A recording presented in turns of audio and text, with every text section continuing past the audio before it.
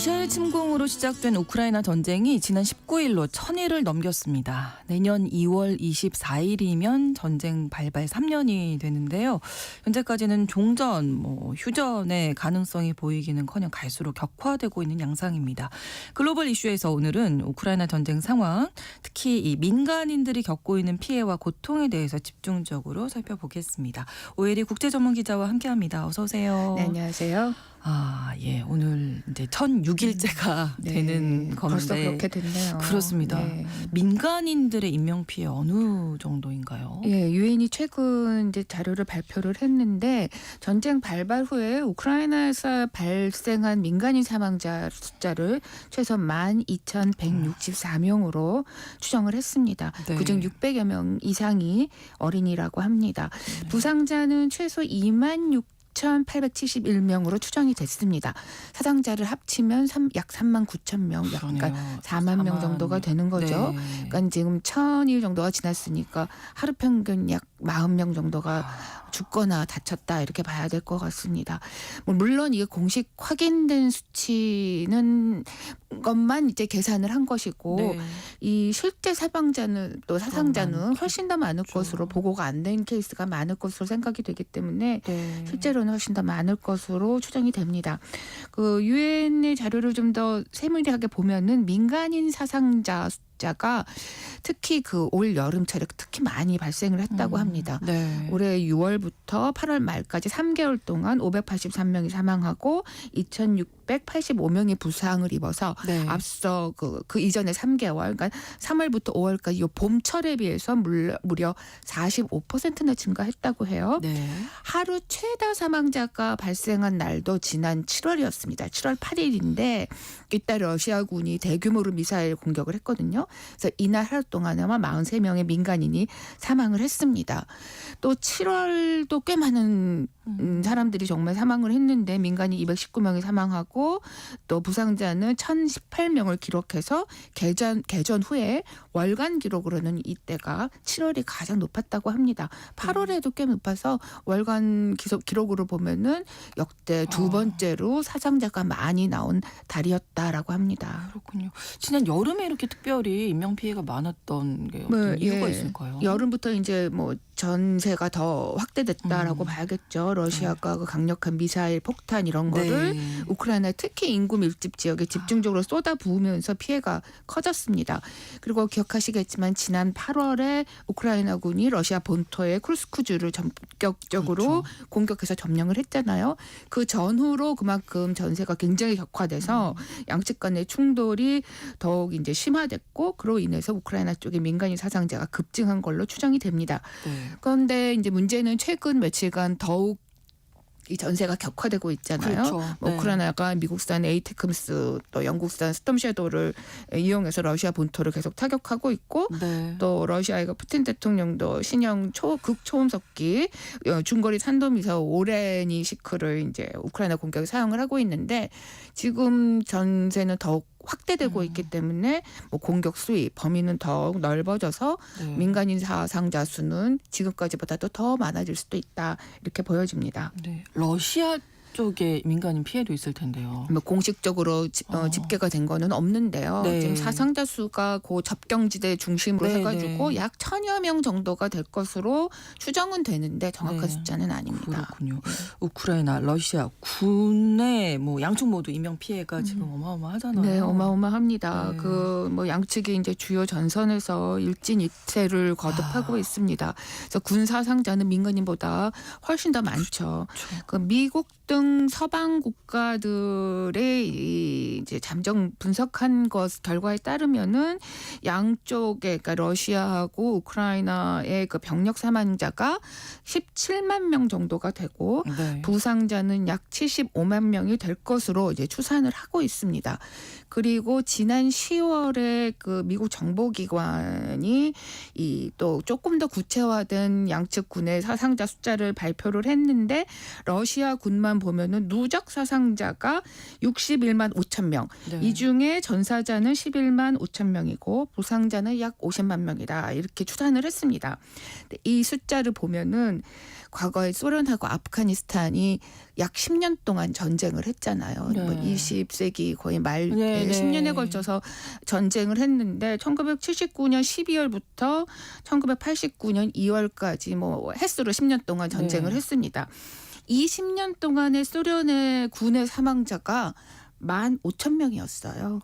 그리고 부상자는 53,700명으로 사상자를 합쳐서 당시 소련군의 피해가 약 8만 명이었거든요. 네. 근데 지금 이 우크라이나전에서는 약 1000일 동안 무려 전사자가 11만 5천 명이다. 엄청난 피해죠. 그리고 이게 우리가 어떤 전체 수를 얘기하는 거잖아요. 네. 근데 그 한 명 한 명이 다 귀한 목숨이고. 네, 그걸 맞습니다. 생각하면 이게 진짜 어마어마한 네. 희생이라는 우크라이나 생각이 군 드는데. 쪽을 보면은 예. 이 미국 정보기관은 러시아군보다 좀 적은 걸로 잡았더라고요.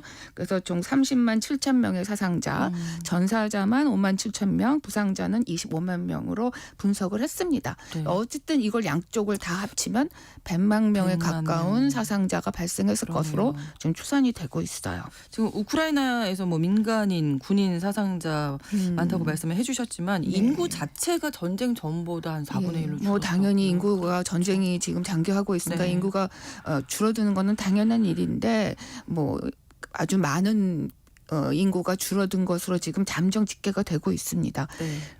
우크라이나가 인구 조사를 가장 최근에 한 데이터가 2001년이니까 네. 꽤 오래전입니다. 그러네요. 그 당시에 이제 그 인구 조사 결과가 약 전체 인구를 4,800만 명으로 잡았습니다. 네. 그런데 전쟁 발발 직전에는 그러니까 2022년 초에는 우크라이나 인구가 좀 감소해서 4천만 명 정도로 지금 예상이 됐었습니다. 근데 네. 전쟁이 시작한 이후에 600만 명 이상이 해외로 이제 피난을 갔고 그렇죠. 네. 또 러시아가 또 우크라이나 영토 일부를 또 추가로 점령을 했잖아요. 그래서 인구수가 많이 빠졌습니다. 근데 총 인구가 그래서 약 4천만 명에서 약 1,000만 명 정도, 그러니까 4분의 1 정도죠. 1,000만 명 정도가 줄어서 현재는 3천만 명 정도가 될 것으로 추정이 됩니다. 네. 우크라이나의 뭐 사망자가 많이 증가한 것도 있지만 출산율 자체도 전쟁 때문에 뭐 그렇죠. 당연히 네. 이제 떨어지는 거는 당연한 일인데 네. 예상보다 더 많이 떨어지고 있습니다.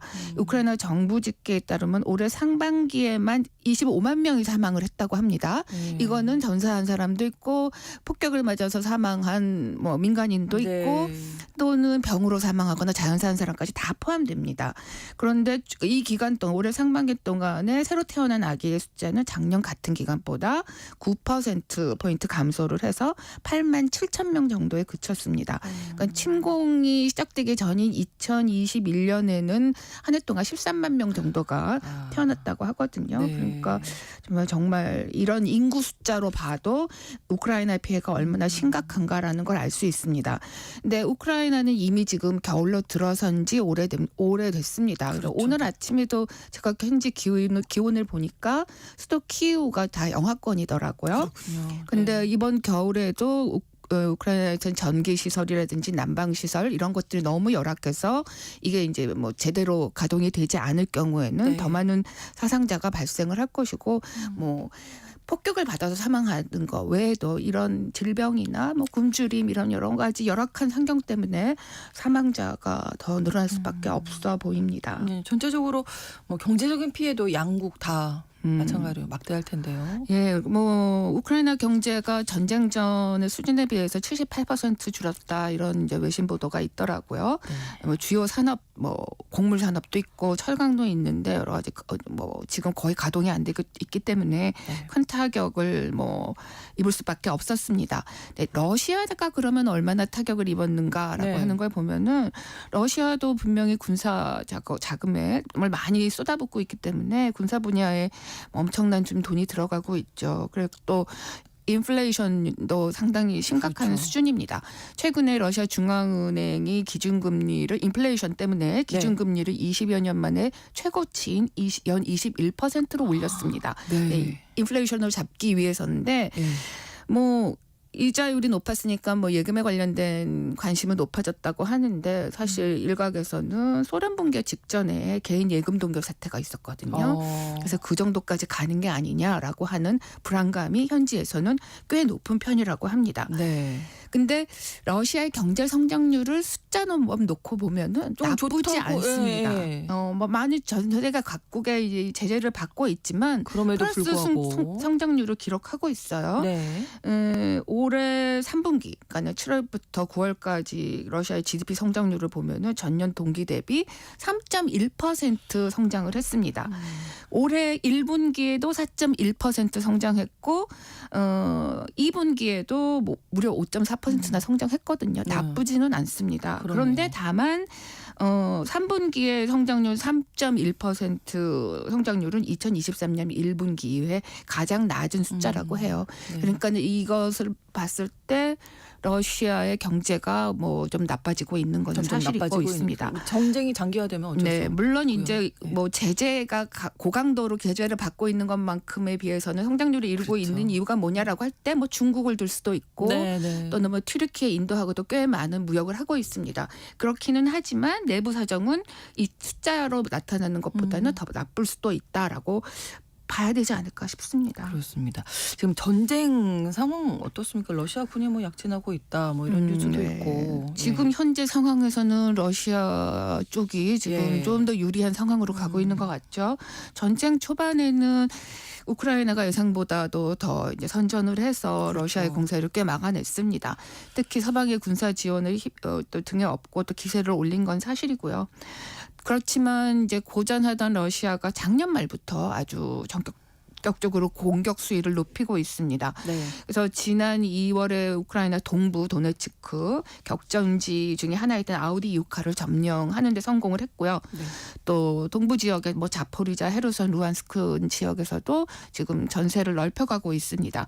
현재 우크라이나 영토 전체 중에서는 약 20%를 장악하고 있는 것으로 분석이 됩니다. 네. 물론 뭐 8월에 기습 공격으로 우크라이나에게 이제 쿠르스크를 내준 때도 있었지만 지금은 쿠르스크에서도 상당한 반격을 하고 있어서 우크라이나가 가지고 점령하고 있던 지역의 상당 부분, 한 절반을 조금 못 미치는 부분을 다시 탈환한 것으로 알려지고 있는데요. 네. 지금은 이제 그 러시아군이 뭐 조만간에 이거 전체를 다시 탈환하겠다 이런 계획인 거고 또 우크라이나 쪽에서는 지금 많이 잃기는 했지만 어쨌든 군사적으로 적정한 시기까지는 나머지 영토 이 자기네 영토라고 할 수 있는 쿠르스크의 점령지를 보전하겠다 이렇게 또 입장을 나타낸 적이 있기도 합니다. 이게 이제 군사적으로 적정한 기간이 이게 언제까지 좀 애매하고 예. 뭐 정확하게 무슨 말을 어떤 의미인지는 확실하지는 않은데 네. 아마도 도널드 트럼프 미국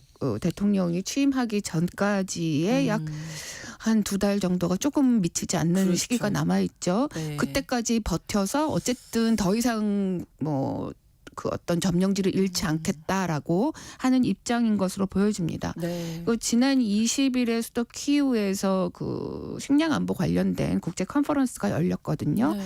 이때 젤렌스키 대통령이 뭐라고 얘기했냐면은 푸틴 러시아 대통령이 지금 가장 중요하게 생각하는 것은 쿠르스크의 탈환이다. 쿠르스크는 당연히 러시아 본토에서 지금 우크라이나 군이 점령하고 있기 때문에 네.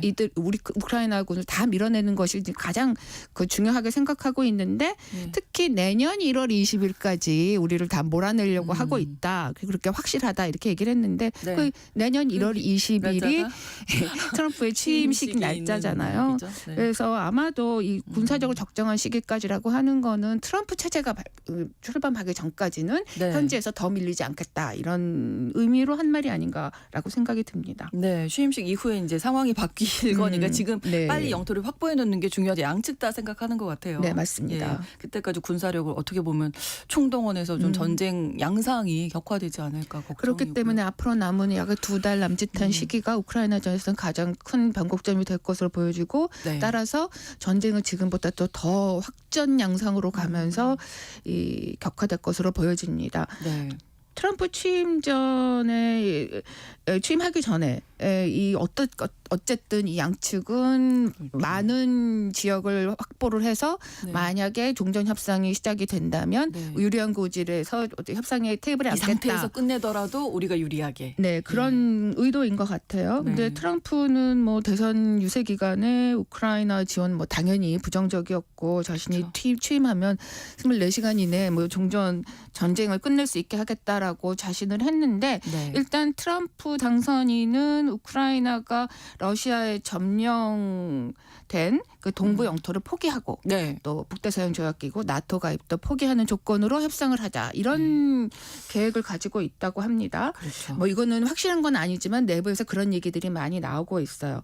근데 푸틴 대통령은 지난 6월에 이제 협상 조건에 대해서 얘기한 거 보면은 역시 나토 가입 포기, 또 우크라이나군 철군, 또 뭐 이 서방의 대러시아 제재 이런 것들을 많은 것들을 협상 개시의 조건으로 제시한 바 있습니다. 네. 근데 우크라이나는 이미 2020년에 개헌을 통해서 나토와 유럽연합 가입을 아예 헌법에 명문화를 했습니다. 아. 그래서 나토를 포기하기 위해서 나토 가입을 포기하기 위해서는 다시 우크라이나 국민들의 이 국민 투표를 아, 통해서 그거를 그렇군요. 승인을 받아야 되고 그 다음에 개헌안을 다시 의회에다가 상정을 해서 그걸 통과시켜야 하는 복잡한 과정이 있습니다. 과연 이런 과정을 거치면서 우크라이나 지금 현 정부가 종전 협상을 하기 위해서 또는 휴전 협상을 하기 위해서 그 우크라이나 카드를 포기할지 여부는 쉽지는 않아 보입니다. 그러니까요. 예. 네. 우크라이나 국민들도 이제는 종전 협상을 좀 해야겠다 네. 이런 여론이 높아지고 있다고요. 예, 갤럽에서 최근에 내놓은 여론조사를 보니까 그렇게 네. 나왔더라고요. 지난 8월과 10일에 우크라이나 국민 1,000명을 대상으로 전화로 여론조사를 했다고 합니다. 근데 응답자의 절반 이상인 52%가 최대한 빨리 종전 협상하자 이렇게 얘기를 했고 네. 또 뭐 영토를 좀 러시아에게 다시 양도한다라고 하는 것도 생각을 해봐야 한번 된다. 해봐야 된다. 라고 하는 뭐 이런 것도 절반 이상 정도가 됐다고 합니다. 네. 그래서 2022년에도 똑같은 갤럽이 여론조사를 했고 23년에도 했는데 네. 이 세 개의 여론조사 결과를 놓고 보면은 이 빨리 협상하자라고 하는 의견은 여론은 점점 높아지고 그렇죠. 그러니까 끝까지 싸우자라고 네. 하는 거는 점점 낮아지고. 줄어들고 있는 게 사실입니다. 예. 근데 또 우크라이나 자체 내에서 이 여론조사가 믿을만 하냐라고 하는 건 좀 또 다른 문제이기는 한데요. 1,000명 이거 너무 적다는 생각이 저도 들기도 하더라고요. 네. 근데 그 우크라이나 내에서 또 한 여론조사도 있습니다. 지난 11월 초에 그 키오의 국제사양연구소라고 하는 기관이 네. 발표한 여론조사를 보니까 네. 응답자의 한 63%가 필요하다면 전쟁을 감내하겠다 이런 의견을 보기도 해서 좀 정반대 결과를 나오기도 했습니다. 전쟁 겪고 있는 사람들의 고통이 빨리 좀 끝나는 예. 날이 왔으면 좋겠습니다. 고혜리 국제전문기자와 함께했습니다. 고맙습니다. 네, 감사합니다. 신성원의 오늘 세계는 내일 오전 11시